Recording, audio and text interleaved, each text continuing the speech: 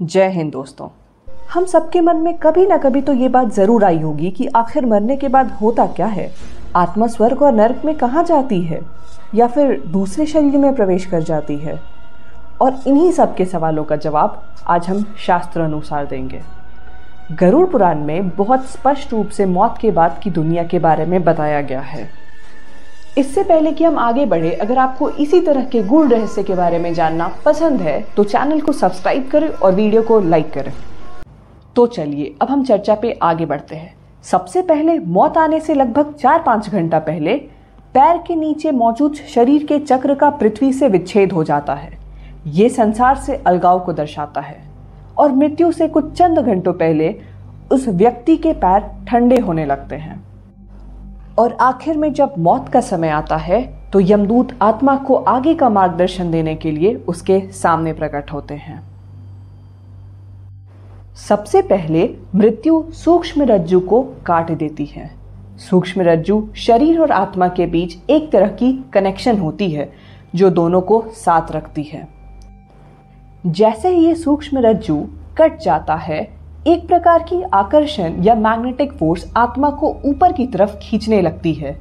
कई बार ऐसा होता है कि आत्मा का शरीर से इतना गहरा संबंध होता है कि वो आत्मा शरीर छोड़ना ही नहीं चाहती और ऊपरी आकर्षण के विरुद्ध बार बार शरीर में घुसने का प्रयत्न करती है।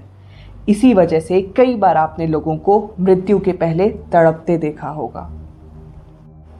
इस संघर्ष के दौरान आत्मा एक ही साथ कई आवाजें सुनती है और ये आवाज मृत्यु के जगह पर मौजूद बाकी लोगों के मन में चल रही बातें होती हैं। आत्मा ये मानने को तैयार ही नहीं होती है कि उसके शरीर की मृत्यु हो चुकी है और इसलिए वो चीखती रहती है कि मैं जिंदा हूं, मगर कोई उससे सुन नहीं पाता। धीरे धीरे आत्मा को वास्तविकता समझ आ जाती है और वो शरीर के लगभग 12 फीट ऊपर यानी लगभग पंखे की हाइट पे हवा में रह के आसपास की चीजें देखती है। और आत्मा शरीर के ऊपर तब तक रहती है जब तक शरीर का दाह संस्कार नहीं हो जाता।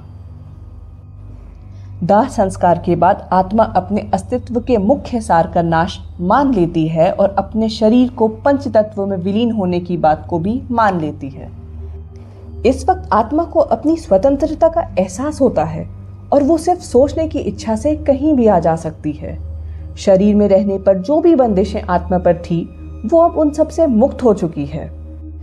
मृत्यु के पहले 7 दिन तक आत्मा उन जगहों पर रहती है जिससे जीवित रहने पर वो सबसे ज्यादा जुड़ी हुई थी। जैसे कुछ आत्माएं अपने परिवार के बीच रहती हैं, तो कुछ अपने ऑफिस में रहती हैं, वहीं दूसरी ओर कुछ घर के तिजोरी में रहती हैं। 7वें दिन के अंत तक आत्मा अपने परिवार को अलविदा कहते हुए पृथ्वी के बाहरी सतह पर पहुंच जाती है, जहां एक लंबी सुरंग होती है जिसे पार करके आत्मा दूसरी दुनिया में प्रवेश करती है। 7वें से 12वें दिन तक आत्मा इस सुरंग को पार करती है और तब जाकर दूसरी दुनिया में प्रवेश करती है। 11वें और 12वें दिन मृतक के परिजन कुछ विशेष विधि करते हैं जिससे कि आत्मा की मुलाकात उसके पूर्वज और अन्य मृत जान पहचान के लोगों की आत्मा से होती है और जो उसे आगे का मार्गदर्शन देते हैं। और इसीलिए कहा जाता है कि किसी के मृत्यु के बाद पहले 12 दिन बहुत महत्वपूर्ण होते हैं और सारे धर्म संस्कार और विधि ध्यान पूर्वक करनी चाहिए ताकि आत्मा सफलतापूर्वक अपने आगे की यात्रा पूर्ण करे।